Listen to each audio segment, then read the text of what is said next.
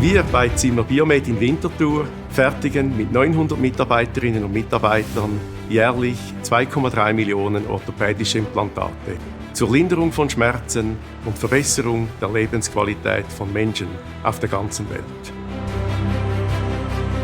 Wir sind sehr stolz darauf, als Team die Shingo-Medaille gewonnen zu haben. Dies ist auf eine nachhaltige und kontinuierliche Verbesserung in über 60 Jahren Produktion zurückzuführen. Shingo hat bei uns ein hohes Maß an Transparenz geschaffen. Durch die Feedback-Runden und das Leader Standard Work Meeting konnten wir insbesondere das systemische Denken auf ein völlig neues Niveau heben. Dank der Veränderung, die mit Shingo eingetreten ist, haben wir einen strukturierten Tagesablauf.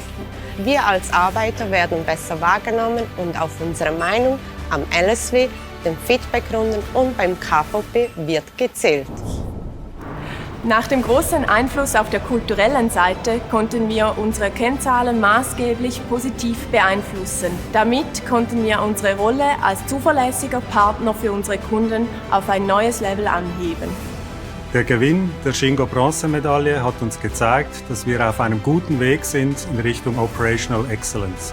Und wir freuen uns ganz besonders, zusammen mit allen Mitarbeiterinnen und Mitarbeitern die Goldmedaille in Angriff zu nehmen, um weiterhin gemeinsam Weltklasse zu sein.